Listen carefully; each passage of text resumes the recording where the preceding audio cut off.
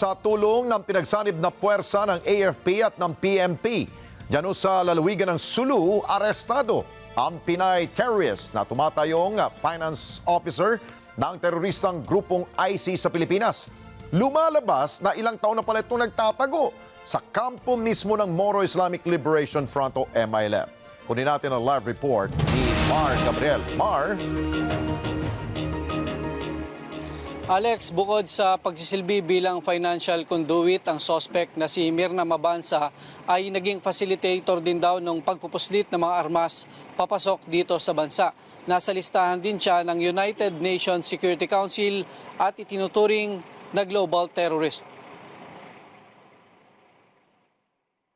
Matapos ang ilang taong pagtatago, nahulog na sa kamay ng otoridad ang isa sa mga most wanted terrorist na si Mirna Mabanza. Kusang loob siyang isinuko ng mga opisyal ng MILF sa Indanan, Sulu sa mga tauhan ng PNP, AFP, National Intelligence Coordinating Agency, Anti-Money Laundering Council at ng Presidential Anti-Organized Crime Commission. Dito inihain sa kanya ang 5 warrant of arrest sa kasong Terrorism Financing Prevention and Suppression Act of 2012 at Anti-Terrorism Act of 2020.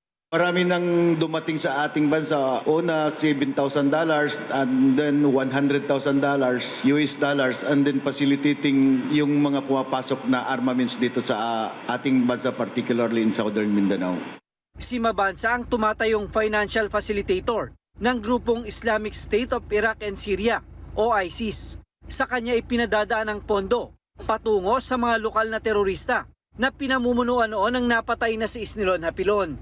Siya rin ang nag-facilitate ng pagbili ng mga armas at pagbiyahe ng mga international terrorist papasok sa bansa para magbigay ng training sa paggamit ng armas at paggawa ng bomba. Si Mabanza ay nasa listahan ng United Nations Security Council at itinuturing na global terrorist. With the arrest of Mirna, yung cash flow nila ay maapektuhan and definitely their operations will be affected. Samantala, pinangunahan ni Pangulong Ferdinand Marcos Jr. sa unang pagkakataon ang command conference ng PNP sa Campo Crame. Personal daw na pinuri ng Pangulo ang magandang performance ng PNP at ang patuloy na pagbaba ng krimen.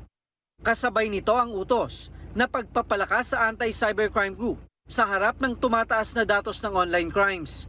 Sa harap ng Pangulo, tiniyak naman ng liderato ng PNP ang buong suporta ng organisasyon sa kanyang administrasyon at ang patuloy na pagsunod sa rule of law sa gitna ng kaliwat kanang usapin ng politika.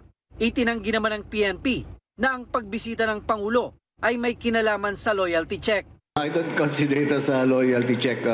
In fact, ginawa niyan sa AFP, so ginawa din sa atin. Him being our commander-in-chief, it's but proper really to somehow to preside. This is his first time and we are happy on the part of the PNP. We are very much happy for him to preside our command conference. Alex, hindi naman daw masyadong napag-usapan sa command conference yung ukol dun sa umuugong na destabilisasyon. Pero ayon sa PNP, may mga pagkilos sila na tinututukan ngayon gaya na lamang ng mga pinaplano ng mga kilos protesta. Alex? Okay, Mar, natanong na ba itong si Mirna kung sino-sino ang kanyang naging mga suki o yung sino yung mga nakinabang sa kanyang mga ginagawang transaksyon? Dahil nga, kung totoong matagal na siyang nagtatago dyan sa mismong kampo ng MILF, I'm sure meron siya mga kasapakat dyan. Alex, actually itong si Mirna ay asawa siya ng isang foreign terrorist din, no? At itong byuda na ito ay mula noon ay nagsilbi o nagkaroon ng koneksyon dyan sa international group na ISIS. At ang pinakanakinabang doon sa pagiging conduit niya o yung pagdadala ng mga pera mula sa international group ay itong grupo ni Isnilon Hapilon. Kung matatandaan mo, itong grupo ni Hapilon yung nanguna doon sa Marawi Siege. Kaya naman katakataka kung bakit napakaraming armas at malaki yung grupo na sumalakay doon noong 2017. At noong taon na rin na yon ay napatay na nga itong si Hapilon at isa sa mga tinugis ng militar at ng pulisya ay itong conduit na si Mirna Mabanza. So bottom line ay mga terorista ang kanyang mga kausap at walang ninuman from the government side. Parang malinaw tayo doon.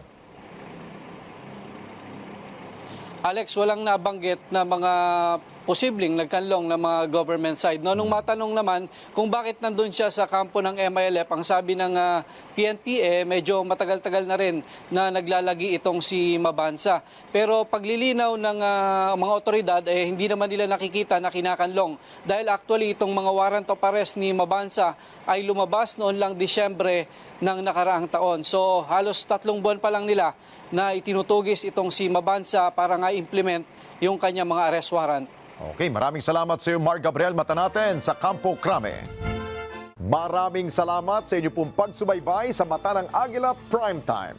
Para malaman ang matatag, matapang at matapat na mga balita, i-follow lamang at mag-subscribe sa AtNet25 TV.